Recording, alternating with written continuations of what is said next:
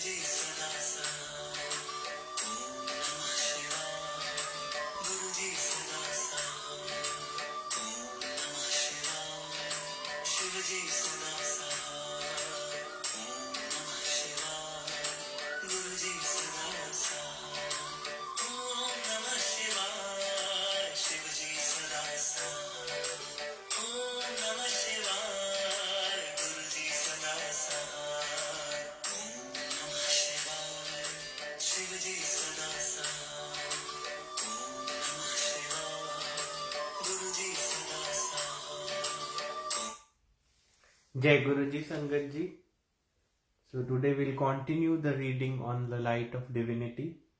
So in the last reading we learned how Guruji blessings are provided to his Sangat. We learned how Guruji blessed one uncle from saving him from bypass surgery. He was ordered a bypass surgery by doctors, and when he went to Guruji, Guruji cured him by his blessings and said that I have done your bypass surgery. The next day after meeting to Guruji, when he went to go for his surgery, the tests were all normal. Even the doctors were stunned that how it went normal, everything was good now. Secondly, we learned how Guruji is blessing one of his Sangat's family who are not having kids, and Guruji blessed them with not one son but two sons. And they have Guruji always provided them protection, always paved their path in their success of the careers or education, everything. So Guruji always protected them and always helped them to stay together. So we'll continue their experiences again, what all rest of their life Guruji gave them, and what are all their blessed experiences with Guruji. So let's continue today's reading. Om Namah Shivaya, Shivji Sada Sahai. Om Namah Shivaya, Guruji Sada Sahai. Accidents averted on road and tarmac. In September 1999, I had gone to Shimla with my wife driving my car. I have never been a good driver thanks to my habit of daydreaming. While we were returning from Shimla, we had a stopover at Chandigarh.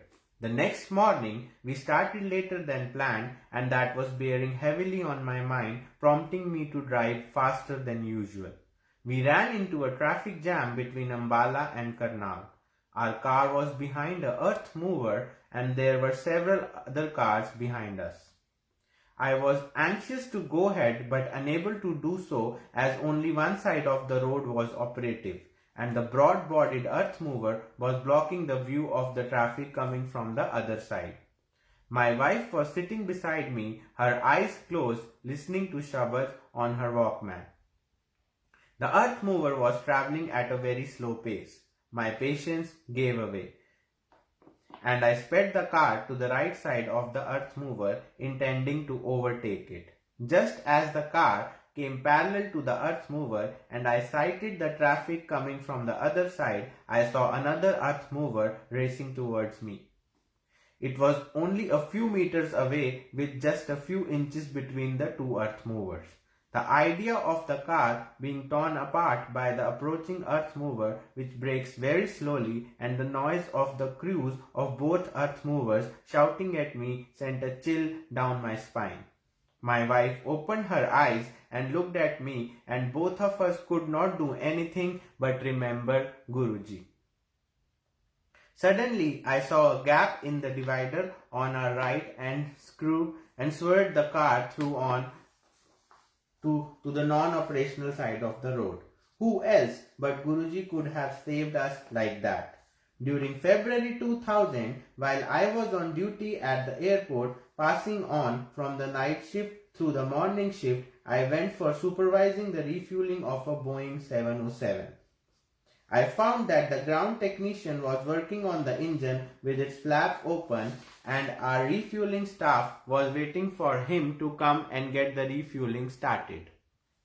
I went to the technician, who said there was a lot of work to be done and he was single-handedly attending to the aircraft. Even the securing arm of the engine flap was not working, and he had to make it rest on the step ladder while working on the engine. I heard him out and requested that he get the refueling started and then attend to his work. He asked me to go to the refueler and that he would follow soon. Just as I turned to go, he shifted his stance on the stepladder, not in my side, and the flap of the engine dropped from the rest it was on and started falling down. It came a glimpse of the flap approaching me with great speed, and I remembered Guruji. The flap stuck in my forehead and blood oozed out. I was conscious and was driven to the airport doctor. He looked at the wound and said, God has saved you. A centimeter up or a centimeter down and the injury could have been fatal. This time too, I knew God who had saved me. Saved in floods of Mumbai. On the day of Mumbai floods, 26 July 2005, I was in office. Some of the employees left early knowing that train services were disrupted. I went through my office work and came out at the usual time. By then, the employees who had left early to catch the train had started returning to the office as the service had come to a halt.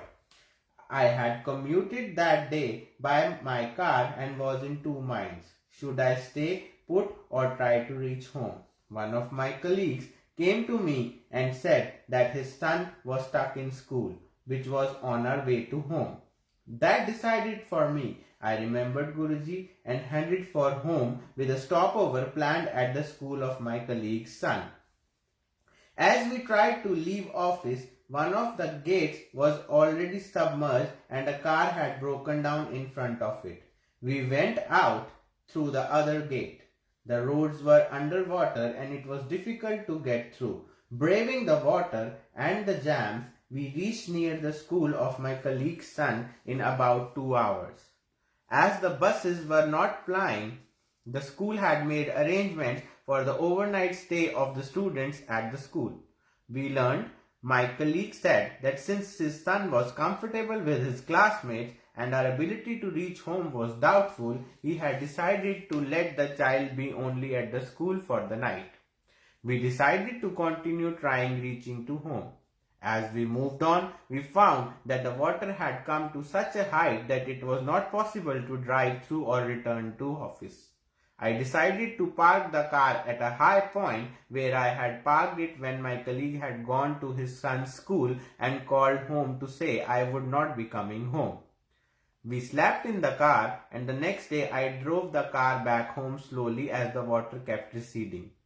On reaching home in the evening, I found that all the cars parked in the residential complex had been submerged and required major repairs amounting to tens of thousands of rupees per car. The same had happened to the cars parked at the office. The media spoke of people who had slept in the cars on the road getting killed because the water level rose, trapping the occupants who were unable to pull down the window panes or open the doors. But no harm had come to me, neither had my car been damaged. All because of one whom I had remembered just before leaving office. Only Guruji's Kripa could have saved me that night, which it did. His grace continues after Mahasamadhi. In February 2007, on a visit to Delhi, I went to have Guruji's darshan. As I was about to bow before him before taking his leave, Guruji said, "Tu Delhi वापस आ गया है? Have you come back to Delhi?" I replied, "Nahi Guruji, hale to Bombay hi ha." "No, I am still in Bombay." Guruji pointed to another person and said that he was talking about that man. But this was an indication enough for me, now having sense of how disciples' wishes were granted, that I would get my long-awaited transfer to Delhi. I got my transfer orders to Delhi in end of March 2007. I joined the Delhi office after a month and moved my family to Delhi on 26th May 2007. We were fortunate enough to have his darshan a day later. On 31st May 2007, when I came to know of Guruji's decision to leave his body, I was shattered. Returning from Bade Mandir, I kept on thinking of the innumerable occasions when Guruji had blessed us with all that was not our due and that we were not even worthy of. What will happen now? Who will take care of us? These are the questions that crossed my mind, and I did not have an answer. However, the one who had always answered all our demands, doubts, and prayers had the answers to these questions. I was to learn this in a few days. I had been practicing in an intercorporate business simulation competition with my team in 2005 and 2006. For 2007, the regional preliminary round was slated for 1st and 2nd June in Delhi. But after Guruji's Mahasamadhi, I felt I could not continue. I called up my teammates and told them that I was a much weaker person now and that they should not rely on me. One of them consoled me, saying that Guru does not ever desert a disciple, even after leaving his body. I, however, did not believe him because I was grief stricken. Our team somehow managed to get through the initial 4 rounds of regional preliminaries. In the final round, we took risky decisions so that we could have a shot at the regional finals. The results came and we were told that we were not qualified. I pulled out Guruji's photograph from my pocket and said, "This is what is expected to happen now." आप गुरुजी के रहते हुए बात कुछ और थी. When you were around, it was different. As I was looking at the Guruji's smiling face in the photograph, my teammate who was checking the results said, "They have not fed our decisions correctly in the computer." We went to the organizers and told them about the mistake. After the corrections were made, we were found to have qualified for the regional finals. After that, our team did not look back and stood second in the national finals on 6th June 2007 and subsequently second in the Asia Pacific region finals in September 2007. Guruji had thus told us in no uncertain terms that he and his grace are still with the Sangat. On the personal front, I was worried about getting admission for my sons in a good school. We were trying to gain access for our sons through different contexts, but to no avail.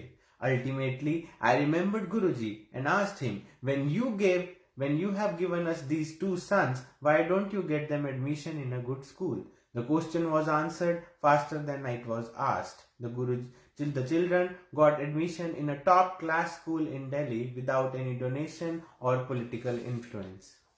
When we had arrived in Delhi, we did not have a place from where my wife and I could attend our jobs and also look after our children aged 4 and 6 years. The only way out was for my wife to get a flat within her college, but none of the residents was close to retirement and there were several lecturers senior to her. The flats are allotted per the seniority of the applicants. This time too, the miracle we needed occurred. A resident vacated a flat as his son found it inconvenient to travel to a far-off school. Strangely, none of the lecturers senior to my wife applied for the flat. Who else but Guruji can make miracles happen as and when they suit the desires and the demands of any member of the Sangat. I have summarized my experiences with Guruji, my God. I close this with my heartfelt gratitude and reverence to him. Om Shri Guru Devaya Namaha. May Guruji continue to shower us and all his disciples with good fortune and a good sense, and may we always remain worthy of being his disciples. Jai Guruji.